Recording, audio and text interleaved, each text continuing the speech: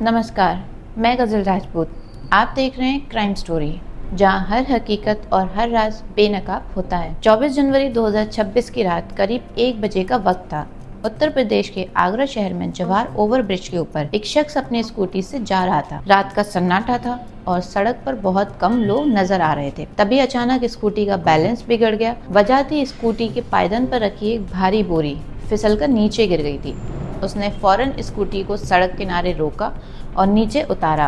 अब वह उस बोरी को उठाने की कोशिश करने लगा, लेकिन बोरी इतनी भारी थी कि उससे ठीक तरह से उठ नहीं रही थी। कुछ देर बाद मशक्कत करने के बाद उसके जहन में एक ख्याल आया। उसने सोचा कि क्यों ना इस बोरी को ओवरब्रिज के नीचे ही फेंक दिया जाए। वह बोरी उठाकर पुल की रेलिंग तक ले गया, लेकिन रेलिंग काफ़ी ऊंची थी और बोरी का वजन भी बहुत ज़्यादा था। उसने कई बार कोशिश की मगर कामयाब नहीं हो सका। इसी दौरान वहां से एक गाड़ी गुजर रही। गाड़ी वाले ने उसकी परेशानी देखी तो गाड़ी रोककर पूछा, भाई साहब, क्या मैं आपकी कुछ मदद कर सकता हूँ? बस इतना सुनना था कि वह आदमी घबरा गया। उसने बोरी को वहीं सड़क पर छोड़ दिया और बिना कुछ बोले भाग निकला। कुछ ही देर बाद ये बात पुलिस तक पहुंच गई। पुलिस मौके पर पहुंची और बोरी को खोलकर देखा। जैसे ही बोरी खुली, वहां मौजूद पुलिस कर्मियों के होश उड़ गए। बोरी के अंदर एक लड़की की सरकटी लाश थी। लाश के जिस्म पर कोई कपड़ा नहीं था। इस खौफनाक मंजर ने पूरे आगरा शहर में सनसनी फैला दी। लोग हैरान थे कि आखिरकार इतनी बेरहमी से किसने कत्ल किया। ये सच्ची घटना आगरा के ट्रांस यमुना थाना इलाके की है। इसी इलाके में टेढ़ी बगिया की पार्वती कॉलोनी गली नंबर 4 में रेलवे रिटायर्ड अशोक शर्मा अपने परिवार के साथ रहते थे। अशोक शर्मा की तीसरे नंबर की बेटी मिंकी शर्मा, जिसकी उम्र लगभग 25 साल की थी, 23 जनवरी 2026 को दोपहर करीब 2 बजे घर से निकली थी। उसने अपनी माँ से कहा था, माँ, दीपक की शादी के कार्ड कुरियर करने जा रही हूँ, थोड़ी देर में वापस आ जाऊंगी। दरअसल उसके छोटे भाई दीपक शर्मा की शादी 6 फरवरी को होने वाली थी। मिंकी घर से निकल गई, लेकिन धीरे धीरे शाम होने लगी। शाम से रात हो गई, रात के 8 बज गए, मगर मिंकी वापस नहीं लौटी। अब घर वालों की बेचैनी बढ़ने लगी। मिंकी की माँ ने अपने पति अशोक शर्मा से कहा, बेटी अभी तक घर नहीं आई है। उसने कहा था कि बस कार्ड कुरियर करके लौट आऊंगी, एक बार फ़ोन करके देखिए। अशोक शर्मा ने बेटी को फ़ोन लगाया, लेकिन फ़ोन स्विच ऑफ आ रहा था। ये देखकर उनकी परेशानी और बढ़ गई, क्योंकि इससे पहले कभी ऐसा नहीं हुआ था कि मिंकी का फ़ोन बंद मिला हो। इसके बाद परिवार वालों ने उसके दोस्तों, रिश्तेदारों और जान पहचान वालों को फ़ोन करना शुरू कर दिया, मगर किसी के पास कोई जानकारी नहीं थी। अशोक शर्मा अपने बेटे दीपक शर्मा और कुछ रिश्तेदारों के साथ लेकर बेटी की तलाश में निकल पड़े। सबसे पहले वे उस कंपनी पहुंचे जहां मिंकी नौकरी करती थी। मिंकी संजय पहले स्थित मारुति प्लाजा की 6ठी मंजिल पर मौजूद देवीज टेक्नोलॉजी नाम की कंपनी में HR मैनेजर थी। जब परिवार वाले वहां पहुंचे तो ऑफिस बंद हो चुका था। उन्होंने आसपास भी तलाश की, लेकिन कोई सुराग नहीं मिला। रात के करीब 10 बज गए थे। आखिरकार परिवार वाले ट्रांस यमुना थाने पहुंचे और पुलिस को पूरी बात बताई। उन्होंने मिंकी की तस्वीर दिखाई और कहा, साहब, हमारी बेटी दोपहर में घर से निकली थी, अभी तक वापस नहीं आई, उसका फ़ोन भी बंद है। पुलिस ने जानकारी तो दर्ज कर ली, लेकिन उस समय कोई बड़ा सुराग नहीं मिला। परिवार वाले मायूस होकर घर लौट आए। उधर समय आगे बढ़ता रहा। फिर 24 जनवरी 2026 की रात करीब 1 बजे पुलिस कंट्रोल रूम 112 पर एक कॉल आई। फोन करने वाले ने बताया, जवाहर पुल के पास एक बोरी पड़ी हुई है, उसमें कुछ संदिग्ध चीजें लग रही हैं, जल्दी आइए। गणतंत्र दिवस नज़दीक था, इसलिए पुलिस पहले से ही अलर्ट थी।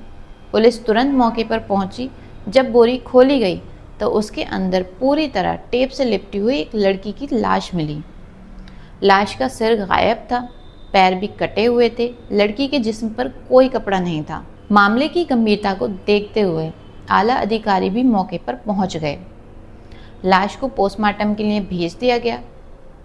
साथ ही पूरे शहर के थानों को सूचना भेजी गई कि अगर किसी लड़की की गुमशुदगी दर्ज कराई हो तो फौरन जानकारी दी जाए। करीब 10 गुमशुदा लड़कियों की जानकारी सामने आई। अब पुलिस एक एक परिवार तक पहुंचना शुरू हुई, क्योंकि लाश के पास ऐसा कोई सामान नहीं मिला जिससे पहचान हो सके। ना तो कपड़े थे, ना गहने थे, ना कोई पहचान पत्र था। और सबसे बड़ी बात, सिर भी नहीं था। इसी दौरान पुलिस की एक टीम अशोक शर्मा के घर पहुंची। दरवाज़ा खुला था तो पुलिस ने कहा, हमें आपकी बेटी के कमरे की कुछ चीज़ें देखनी है। घर वाले हैरान थे। पुलिस सीधे मिंकी के कमरे में गई और उसके मेकअप का सामान देखने को कहा। जब नेल पॉलिश देखी गई तो उसका रंग और उस नेल पॉलिश से मेल खा गया जो लाश के हाथ पैरों पर लगी हुई थी। यहीं से पुलिस को यकीन हो गया कि ये लाश मिंकी शर्मा की ही है। अब पुलिस ने पूरी ताकत के साथ तफ्तीश शुरू कर दी। सैकड़ों सीसीटीवी खंगाले गए। मिंकी की दिनचर्या, उसके रिश्ते, उसकी नौकरी और उसके संपर्क की पड़ताल शुरू हुई। जांच के दौरान पुलिस देवीश टेक्नोलॉजी के ऑफिस पहुंची। ऑफिस की सीसीटीवी फुटेज देखने पर एक चौंकाने वाला मंजर सामने आया। 23 जनवरी की रात करीब 11 बजे एक युवक जिसका नाम विनय राजपूत था, एक भारी बोरी को घसीटते हुए ऑफिस के अंदर से लिफ्ट तक ले जाता है दिखाया। वही बोरी बाद में जवाहर पुल के पास मिली थी। इसके बाद फुटेज में वह उस बोरी को स्कूटी पर रखकर निकलता दिखाई दिया। अब पुलिस को अपना सबसे बड़ा संदिग्ध मिल चुका था। पुलिस ने तेजी से कार्रवाई की और 24 जनवरी की शाम तक विनय राजपूत को गिरफ्तार कर लिया। पूछताछ में जो कहानी सामने आई उसने सबको हैरान कर दिया। विनय ने बताया था कि पिछले 2 साल से वह और मिंकी एक दूसरे से मोहब्बत करते थे। दोनों शादी करना चाहते थे, घूमते थे, बात करते थे और साथ जिंदगी बिताने के सपने देखते थे। दोनों ने अपने परिवार वालों को भी इस रिश्ते के बारे में बता दिया था, लेकिन पिछले 6 महीने से मिंकी का रवैया बदला गया था। वह उससे कम बात करती थी और अक्सर बहाने बनाती थी। इस वजह से दोनों के बीच झगड़े बढ़ने लगे। विनय को शक था कि मिंकी अब उससे शादी नहीं करना चाहती थी। 23 जनवरी को विनय ने मिंकी को ऑफिस बुलाया। बातचीत के दौरान मिंकी ने उससे 3 लाख रुपए मांगे और कहा कि भाई की शादी है, पैसों की जरूरत है। विनय ने गुस्से में कहा, जब तुम मुझसे शादी ही नहीं करना चाहती तो बार बार पैसे क्यों मांगती हो। यहीं से दोनों के बीच बहस शुरू हो गई। गुस्से में आकर विनय ने पहले से खरीदा हुआ तेज धार वाला चाकू निकाला और मिंकी के गले पर वार कर दिया। खून बहने लगा, लेकिन उसका गुस्सा शांत नहीं हुआ। उसने एक के बाद एक कई बार किए। मिंकी जमीन पर गिर गई। करीब 1 घंटे तक विनय वहीं बैठा रहा और सोचता रहा कि अब क्या किया जाए। उसे डर था कि पुलिस उसे पकड़ लेगी। जब मिंकी की मौत हो गई तो उसने पहचान छिपाने के लिए उसका सिर धड़ से अलग कर दिया। फिर उसके गहने उतारे, कपड़े उतारे और लाश को बोरी में भरने की कोशिश करने लगा, लेकिन हाथ पैर मुड़ नहीं रहे थे, इसीलिए उसने हाथ पैरों को भी काट दिया। इसके बाद उसने पूरी लाश को टेप से पैक किया और बोरी में भरकर फिर मिंकी की स्कूटी पर बोरी रखकर निकल पड़ा। वह पहले हरी पर्वत, फिर भगवान टॉकीज और फिर सिकंदरा की तरफ गया। उसका इरादा लाश को कहीं सुनसान जगह फेंकने का था, लेकिन लोगों की आवाजाही देखकर उसने इरादा बदल दिया। फिर वह झरना नाले की तरफ जाने लगा। रास्ते में जवाहर पुल आया। घबराहट में उसकी स्कूटी फिसली और बोरी नीचे गिर गई। वहीं से उसकी पूरी साजिश बिखर गई। वह बोरी को पुल से नीचे फेंकना चाहता था, लेकिन रेलिंग की वजह से ऐसा नहीं कर सका और जब एक राहगीर ने मदद पेशकश की तो वह बोरी छोड़कर भाग गया। बाद में उसने मिंकी का सिर, मोबाइल, कपड़े और बाकी सामान एक बैग में भरकर झरना नाले में फेंक दिया, लेकिन उसका प्लान कामयाब नहीं हुआ। महज 24 घंटे के अंदर पुलिस ने उसे गिरफ्तार कर लिया। पूछताछ में उसने बताया कि उसने कई बार दृश्यम फिल्म देखी थी, क्राइम पेट्रोल और दूसरी क्राइम सीरीज भी देखी थी। उसे लगा था कि वह पुलिस को चकमा दे देगा, लेकिन उसका पूरा होमवर्क बेकार साबित हुआ। देखिए, दिनांक 24/1 की सुबह करीब 4 बजे स्थानीय पुलिस को एक सूचना मिली कि यमुना ब्रिज पर एक महिला का शव है। लोकल पुलिस जब वहां पर पहुंची तो वहां पर एक बोरे में महिला का शव मिला। तत्काल वो शव मॉर्चरी भेजा गया और मेरे द्वारा इसमें 5 टीमों को गठन किया गया जो इस शव की शिनाख्त करते हुए अग्रिम कार्रवाई करे। इसी क्रम में जब हमारी टीम अलग अलग थाना क्षेत्र में इस शव की शिनाख्त करने का प्रयास कर रही थी तो थाना ट्रांस यमुना में दिनांक 24/1 को एक गुमशुदगी लिखाई जाती है, जो एक महिला जो एक हरिपर्वत थाना क्षेत्र में एक दिविशा कंपनी है, वहां पे काम करती थी, मिंकी शर्मा, उसकी गुमशुदगी लिखाई जाती है। जब हम लोगों ने उसकी डिटेल में विस्तृत तरीके से जांच की तो ये पाई कि ये महिला पिछले दिन से अपने घर नहीं पहुंची है और जब उसके फोटो और बाकी चीजें हम लोगों को मिली और जब हम लोगों ने सारा उसका मूवमेंट चार्ट ट्रेस किया तो ये पाया कि जिस महिला का शव पिछले दिन एतमादौला थाने में मिला है वो शव इसी महिला मिंकी शर्मा का है।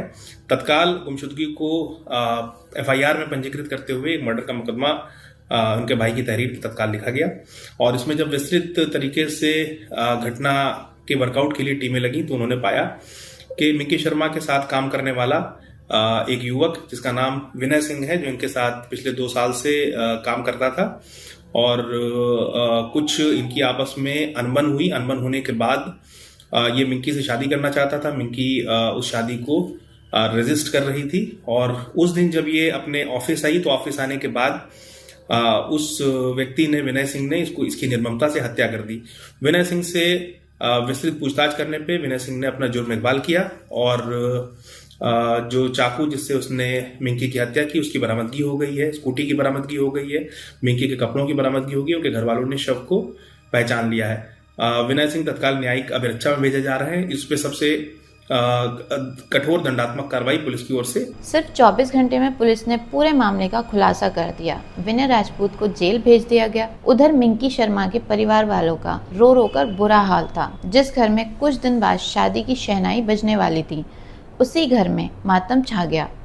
एक माँ ने अपनी बेटी खो दी, एक भाई ने अपनी बहन को, और एक पिता ने अपनी आंखों का तारा हमेशा के लिए खो दिया। ऐसी ही सच्ची और सनसनी कहानियों के लिए जुड़े रहिए। मिलते हैं अगली वारदात में।